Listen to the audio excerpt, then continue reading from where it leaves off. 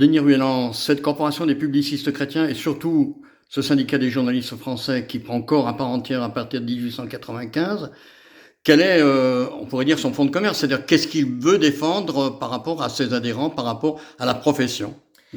Alors, on peut dire que globalement, comme toutes les associations de journalistes, il s'agit de favoriser la solidarité, l'entraide, la sociabilité, etc.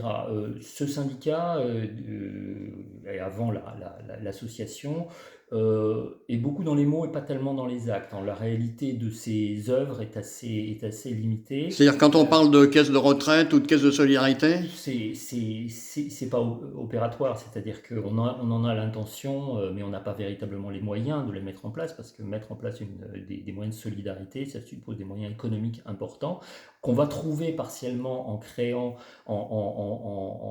des lotos, hein, participer à des loteries qui sont autorisées par la loi et qui est un mode de financement des organisations, notamment dans leur branche de solidarité, de protection, etc., etc. Donc voilà, le syndicat des journalistes français va profiter de cette manne-là comme d'autres organisations. Mais globalement, c'est que ça reste quand même très très limité. Le syndicat, en fait, est très inspiré par l'idée de l'entraide, entraide des travailleurs et notamment la solidarité corporative. Et il faut insister sur ce mot-là, c'est-à-dire que au fond, on veut reconstituer les corporations qui avaient été abolies par les lois révolutionnaires, et on veut favoriser des rapprochements qu'on retrouve aussi dans d'autres organisations et qu'on retrouve au sein même de l'Église catholique. Il faut savoir que vers les années 1855 a été créée une organisation qui est celle des cercles catholiques ouvriers, qui est une organisation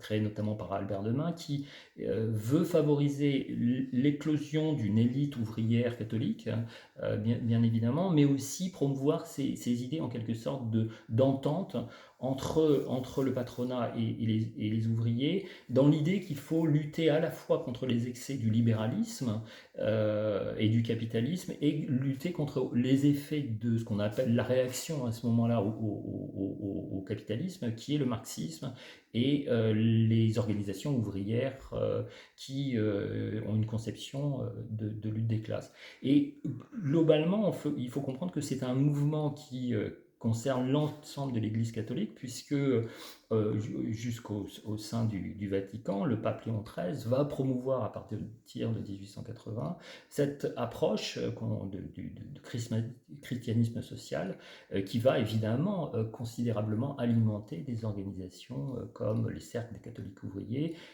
ou bien sûr la corporation des publicistes chrétiens. Oui, l'encyclique Rerum Novarum ira dans ce sens-là, sera faite dans ce sens-là.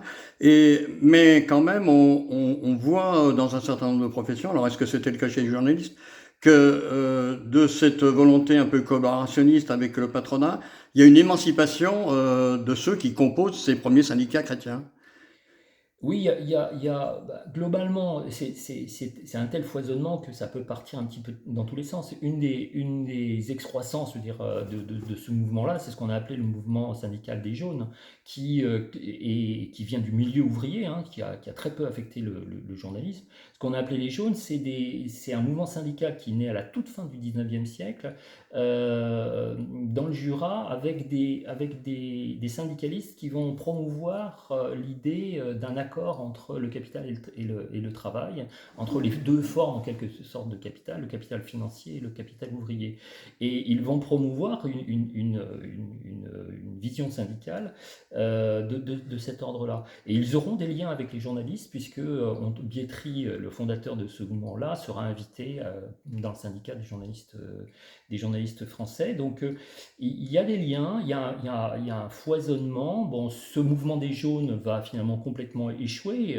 C'est un syndicalisme qui a la particularité d'être un syndicalisme de droite, qui alimente énormément la réflexion des mouvements de droite et d'extrême droite. C'est même une des manifestations finalement de l'extrême droite dans les milieux ouvriers ce syndicalisme va échouer dans sa conquête du pouvoir, parce qu'à un moment donné, il a des ambitions sur le plan politique, parce qu'il ne trouvera pas d'alliance du côté des oligarchies de droite et d'extrême droite qui vont en fait le repousser.